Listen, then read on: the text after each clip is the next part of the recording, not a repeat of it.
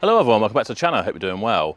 In today's video, we are going to have a look at another bargain part exchange car that I've only paid £200 for.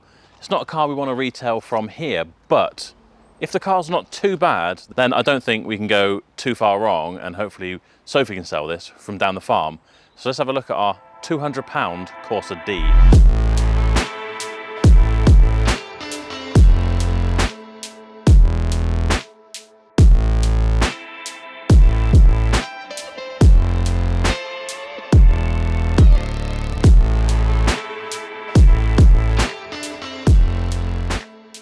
So there it is. Doesn't really look too bad, does it? But before we go around and pick it to death, as we always do, I'm going to do a vehicle score check. I'm going to go to the website vehiclescore.co.uk and put in the reg WG08XRV, and it is going to give us a score from 1 to 999 on how good this car is. And ours is 658. Not bad. Well, I'm happy with that for £200. Some insights into our score, looking good. Last MOT had no comments, no advisories whatsoever. Recent MOT pass rate is high, average yearly mileage is perfect. Bad bits, the vehicle's over 10 years old, and the vehicle mileage is above 100,000. Well, we can't odds either of those, and if you know that that's what you're expecting to look at, nothing really to worry about, is it? So I am quite happy with that. Let's have a look at MOT history. It passed on the 23rd of November 22, so we've got MOT until late November this year as well, so that gives us what, 3-4 months, something like that. So not too bad. Still some life left in that MOT for someone. I can see from the mileage tracker that the mileage has always gone up fairly consistently, and there's no dips down, so it doesn't look like it's been clocked or anything like that. But if I was concerned, of course, I could do a vehicle score check. They do two reports. One is the ultimate report for £897, and the other is the salvage plus report for £297. Both will tell you whether this car has been written off and give you a lot more information about its history. And if you use the code shiftingmetal15, you will get 15% off. So let's have a walk around and analyze this car objectively and see what's good and what's not so good about it. So the first thing that jumps out at me is that front bumper is not fitted correctly. It's hanging out at the top here, which I would try and push it back in, but I can see that it's got glue in there, so that's obviously been an issue before. The fog light isn't sitting quite right. Oh, in fact, look at that. Marvellous. Something to do with where it's had a wallop on the front here, look, because the whole front bumper is cracked. Don't get me wrong, I know people in the comments slate me for picking apart a cheap car. I'm not doing that because I'm saying I got ripped off or anything. I think I've got a bargain. I'm just trying to show you exactly what you could get for a £200 car. Headlights aren't too bad, but would benefit from being restored. There's a little bit of hazing on there, which always happens with these plastic headlights, but not too bad at all. Our front wheel has very minor curbing marks, really, for its age and everything. A lot of brake dust, which would be nice to clean off. Our tyre is an Advantex triangle and has got really decent tread on there, actually. I'd say 5 or 6 mil of tread. It's an OPC line, or is it? I don't really know. Is that something that someone's just stuck on, or is that a genuine thing? I'm going with that's just been stuck on, to be honest. Coming down the driver's side, we've got a few little scratches there that probably will polish out, and we've got 2 parking dings, look at those, that someone has touched in. So they were quite a wallop, and they've been touched in. A few scratches around there, but still fairly presentable for its age, etc. Rear wheel looks really good. We've got an A+ this time, and that has got even more tread. That's practically brand new, so that's a bonus, and no real curbing marks on there at all. Coming around the back, we have got privacy glass. That's a nice little feature to have. Few very minor scuffs. The boot kind of mouth is always a bit scuffed when people have been putting stuff in there, but you know, that's to be expected. I noticed that our actual boot lid has quite a few scuffs on it as well, though, and I imagine that's where someone's opened it in a garage or something and just boshed it against the roof. But again, nothing major. Back bumper looks in reasonable condition, other than the scratches and everything. Doesn't look like it's had a rear end bump, just the front, I think. Then come around the passenger side. Rear wheel is probably the worst we've seen for curbing so far. But again, it's not awful, and it'd be quite easy to touch that. Clean this wheel up, get the brake dust off, put a bit of silver paint on there, and that would look 10 times better. Tyre, another triangle. Decent amount of tread. 5, 6, 7 mil, I don't know, my fingers aren't vernier calipers, but that's my best guess. We've got a fairly decent scratch down this side. The majority of that will polish out, and we could make that look better, but we're not going to get all of that out because, as you can hear, it does catch with a fingernail, which means it's probably gone through the lacquer and it's gone through the base coat as well, so you can't just polish colour back into it, unfortunately. Other than that, looks okay coming down this side. Minor little scuffs on the wing mirrors, but nothing really so as you'd notice. This is usually the worst wheel for curbing, but it isn't. So I wonder if these might have been swapped around at some point, because this wheel looks practically perfect apart from the good old brake dust. You can always tell when someone's looked after their car when it's absolutely caked in brake dust, because it is the easiest thing to clean off. But if you leave it for too long, it bakes on there, and then it is the hardest thing in the world to clean off. Right, our front left tyre is, other than being really perished, a Grenlander, I think. Not even a Greenlander, a Grenlander. And it's a L Comfort 68, another one of those really catchy names. But other than being really perished, which I'll get Toby to have a look at here, you can see where it's just cracking away. This is probably an old tyre. The tread is pretty reasonable, 4 or 5 mil. But that definitely wants replacing, because you don't want to be driving around on a tyre that's cracked like that, because it is millimetres away from going through to the canvas and having a leak. Coming around to the front where we've got our wallop, and we've now just got everything a bit loose. We've also got a broken hammer plate, so that probably all happened at the same time where they've driven into something. We can see that it came from mycorsa.co.uk at some point. Shout out to you guys. I like that you've got a niche.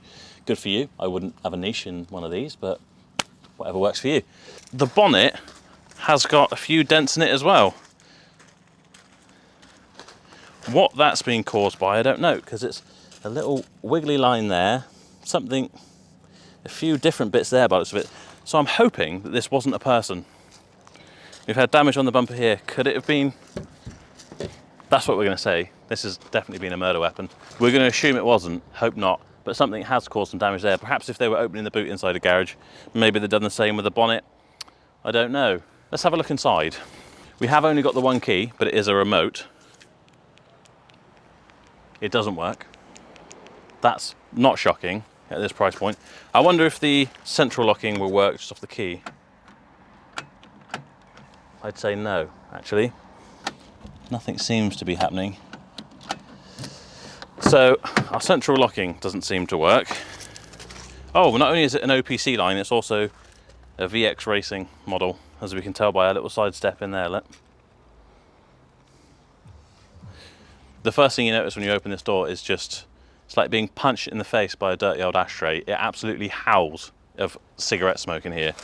Not pleasant at all, especially being on a hot day like this. It's just, it's like you're rolling around on an old bit of carpet that's been on a bonfire. It's not pleasant at all.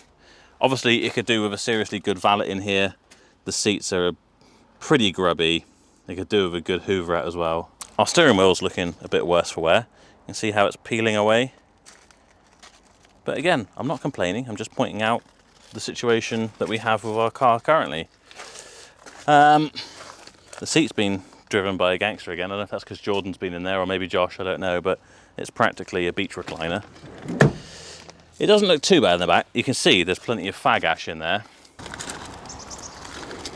But I think for a quick hoover, a wet vac will change the cabin filter, because that's where a lot of the smells are stored, and maybe even set off an aircon bomb in here. For a little bit of effort, hopefully this car is probably never going to be smelling completely smoke free, but should be an awful lot better. I'll sort that seat out quickly first, and then we'll have a look. Oh God, I barely fit in these seats. They are good. If you're a smaller person like Toby, they're quite, for a standard car, they're quite sort of bucketed seats. But if you're a bit of a pipe boy like me, then you kind of spill out of them. So we have got a few controls for the radio on here.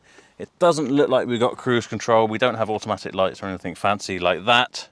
But we have got air conditioning. I'm going to bet £5 that doesn't work. If I lose, I'll donate it to charity or something. We've got our CD30 MP3 radio, standard on about 1 million Vauxhalls. Yeah, it's a fairly decent little system, but no no Bluetooth or anything like that. I don't know if we've got an auxiliary port. We have got an auxiliary port. Here it is, look, coming out the center console. I think that's normally attached, but we'll just, shh, back in you go. Bit of super glue and that'd be grand. What else can we see? Our mirror seems to be falling out.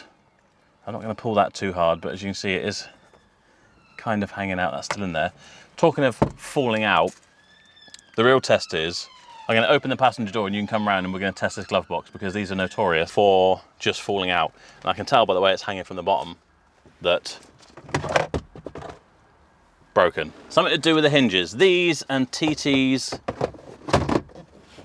Oh, okay, well, it will fit in like that, but it's just not latched at the bottom, or is it? Or has someone taken it out? And we're missing, I don't know. I don't know. That seems okay, but it looks like we need to refit a pin there. Maybe someone's bought a replacement one and they've just not fitted it properly, because obviously that's not very good. Wonder what's under our rubber mat. Nothing too drastic. I don't want to spoil the aesthetic of the car in here. Let's have a quick look. I like that we've got a seagrass air freshener. That is doing absolutely nothing. Nothing for us. I expect that probably smells more of cigarette smoke than anything else.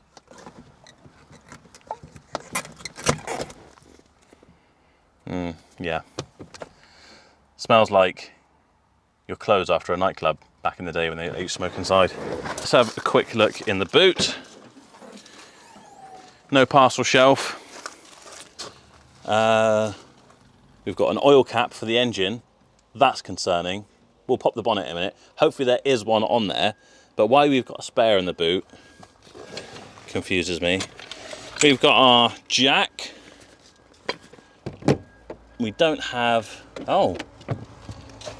So in our space where we would normally have a first aid kit, we've got a phone holder. We've got some de-icer, and that's it for this side. Let's have a look on the other side. This is where buying these sorts of cars for £200 really pays off. That saved me £3. That, £5 maybe, you know? We're quids in. Nothing on this side. Do we still have a spare wheel? Yes, and that is by far the best tyre on the entire car, because it's a Continental Conti Eco Contact 3 that looks brand new and is brand new tread-wise. So funny, isn't it, that people have got that spare in the boot? They probably can't bother to ever change it, and they just put budget tyres while they've got a much better tyre in the car. Right, let's pop the bonnet and find out if we've actually got an oil cap on the engine. We do. So what that's all about, I don't know. Hopefully it's not that they had a head gasket. Oh, we do have a bonnet strap. I did have this running out here and I kind of forgot it was running, so everything's really hot.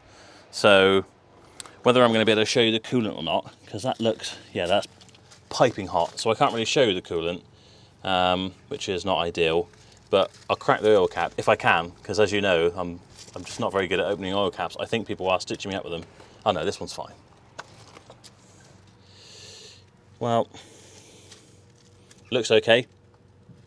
Smells a little petrol-y, but it looks okay. I don't know whether... I don't recommend doing this at home.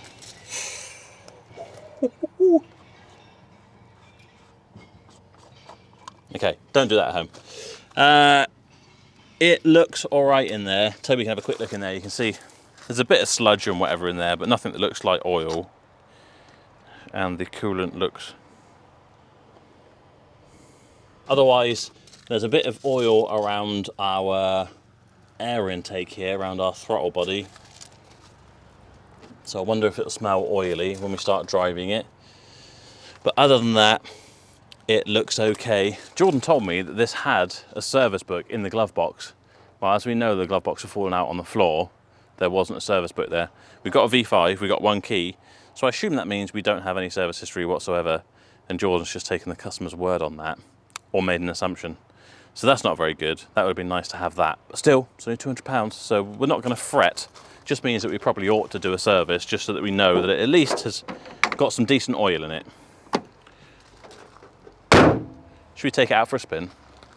It is absolutely roasting in here, so the first thing to try is the air conditioning. Although I'm noticing that it's on setting 3 for fans, and I can't hear any fans, so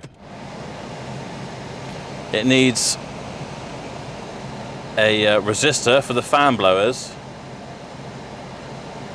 But it does feel like the engine's juddering a little bit, like the air conditioning pump's come on, which it has. Our air conditioning actually works, so I think I owe the charity £5, don't I? Yeah, okay. But it only works on setting 4, which is probably not the best for our microphones.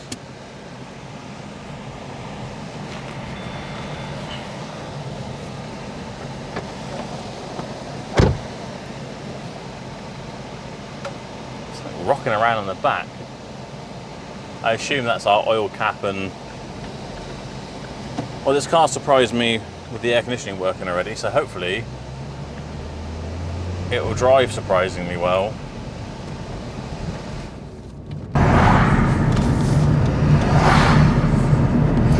Problem is, it's too hot in here to not have the fans on, but 4 is too loud. Just gonna have to deal with it. I'm willing to suffer for my art, but not that much. Whatever that is rolling around the back is like violently loud, isn't it? We haven't even gone over anything that justifies it making a noise like that. It sounds like the rear wiper's trying to... Does the rear wiper work? Yeah. That works nice and squeakily. Turn that off. Oh God. Oh God, this car has no power.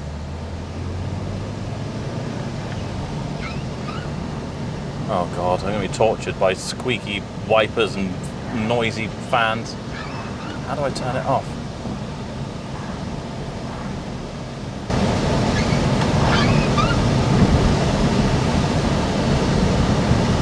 I think that's that. I think we should pull over and try and figure out what is rolling around the boot, because it's quite distracting. Oh, I know what it is. It's that can of de-icer, isn't it? Rolling back and forth. Let's pull up here quickly.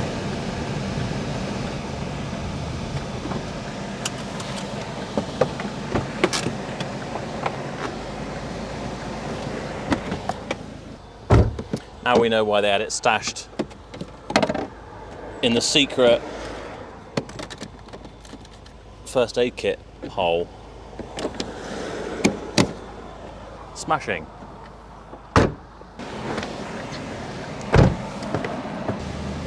That is much better.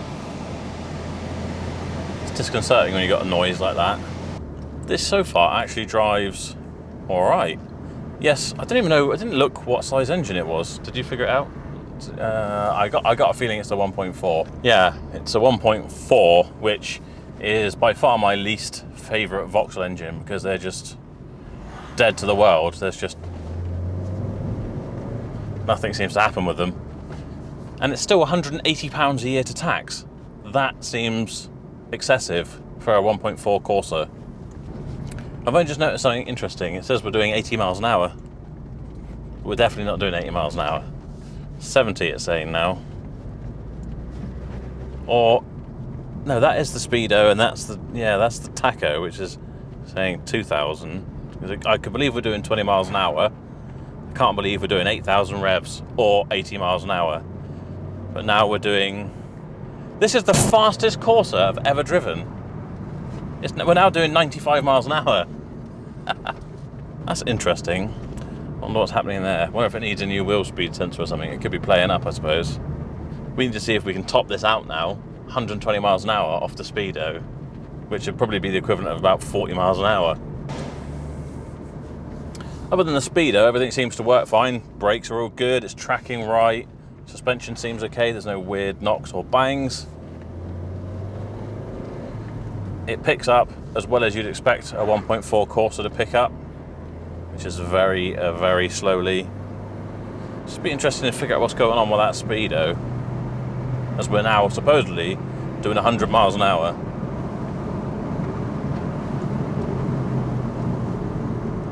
Does our radio work?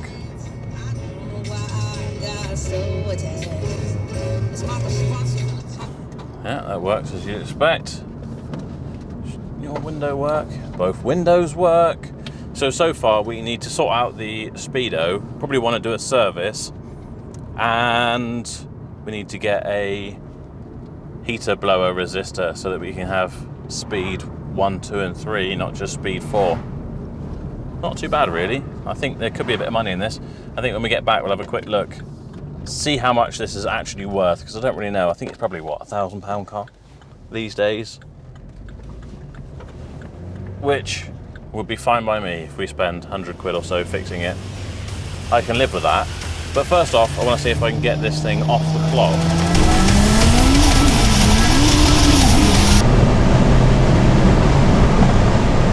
Well, I failed to actually hit the 120. I think the sensor or whatever, the cable or whatever causes the speedo is now not quite as sensitive. So I think we got about 110 on there, which I'm going to guess was around about 50 miles an hour. But yeah, didn't manage to get to do the 120. So we'll get back, we'll figure out how much one of these is worth when it's all up together, how much we think we can get for it, and yeah, see how well we think we've done out of it. And I'll probably try and get Steph to check out the speedo issue and order a blower resistor and get an idea of how much those parts are going to cost us. So I'll see you back at the garage. Right, so back in the office, we still haven't even established how much this car is worth, so I'm going to have a quick trip over to Auto Trader and see what we can find. So Vauxhall Corsa, it's an SXI. There's a lot of different variations of a Corsa, it would seem. SXI, year is 2008. I didn't actually check properly what the mileage was, and Jordan's now taken it across to MOT as an MOT runner, so I can't even look, but I'm pretty sure, judging by the last MOT, that it's on around about 120,000 miles. So, doesn't give us a million to compare with. They're all 80,000, 86,000, 132,000 for £1,000, 83,000, 2.8, Category N for 1,400 on 86,000, £1,700 on 80,000. And that one is 1,995 on 85,000. So let's say, what are we realistically going to get?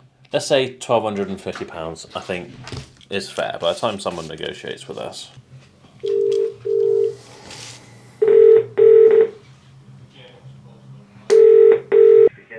Hi Andy, it's Joe calling from Barrow. Hiya. Hello mate, can I give you a reg? Yeah, sure. Whiskey Golf 08, X-Ray Romeo Victor. That's the one. Heater blower resistor. Oh, that's 3810 plus that. Okay. Yeah, no problem. Love the job, thanks mate. Cheers. Cheers, bye. We're not going to pay £38 for one. Let's have a look on eBay. I bet you can get one for about 8 quid. £8.99. 3-day postage. So 9 quid for that. So we bought our car for £200. I pay anyone in the company who buys in a car or takes one in part exchange £20 as a commission. So there's £20 for that. We're going to be about £40 worth of service parts. It doesn't include any labour. When I do these prices, I had someone mention the other day, and I think in earlier videos I said I'm going to do these as if you could do them at home. So I'm not including labour. It's as if you were doing them at home, or if I was going to do it like I did back in the early days. So £40 for servicing stuff, £10 for the chemicals for a valet, but not for the labour. We just found a resistor for £9, which brings us to a grand total spend on this car of £329. Well, let's say we do get our 1,250 quid, that's a £921 profit. And having done the Google calculator again for our return on investment, that'd be 279.94% return on investment. 3 times over what we spent on whatever. This is why cheap cars can be a great way to earn a lot of money, but they can also be very problematic. So you lose money on them as well. But this one should have been a good one. I'm going to get those parts ordered up. We'll get that sorted, get it clean, get it down the farm, and hopefully get it sold while it's still got a good bit of MOT on it. And on to the next one, because I've got plenty of cheap cars out there that we need to make videos on. So if you haven't already, make sure you subscribe. Make sure you like the video if you enjoyed it. Make sure you follow me on Facebook, Instagram, and TikTok. Other than that, make sure you check out my other videos, and I will see you next time.